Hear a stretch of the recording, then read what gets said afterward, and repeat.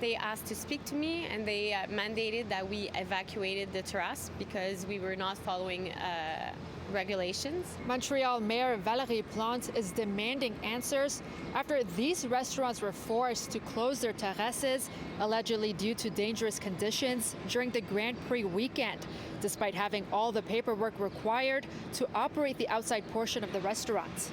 I could not believe that they were there, that there were so many. Like, it was very imposing.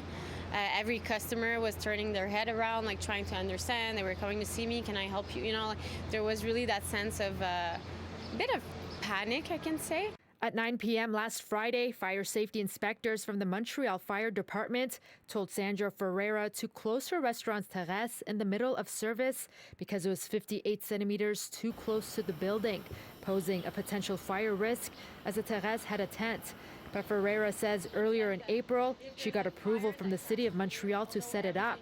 And towards the end of April, the terrace was open to customers. She had explained all of this weeks ago when the inspectors first visited her restaurant. But the second time around, they closed it down. I'm ashamed. I'm ashamed of my city. Like, all our customers from all around the world, like, seeing this happen and happen in other establishments with that level of pressure, and we felt intimidated. She took to Instagram to post about her experience. The 7-minute-long tear-filled video went viral with over 2 million views.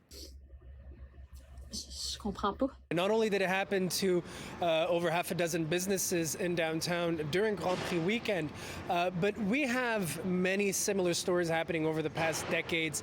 Glenn Casanera from the Montreal Centre-Ville says Ferreira's situation is not an isolated incident and that many businesses choose not to speak out in fear of reprisal. These inspectors have a tremendous amount of power.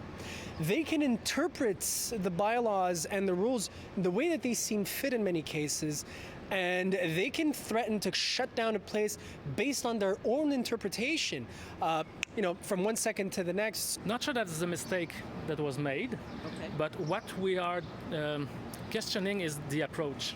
The city says they've suspended an employee from the Montreal Fire Department, and they will be conducting an internal investigation to shed light on what happened, calling it a communication issue. And I'm the first one. I don't want my restaurant to go on fire, but I think there's ways to do it. And for Grand Prix, for the city, I'm really sad right now. I feel that we can do so much better. In Montreal, Swidda Rassy, City News.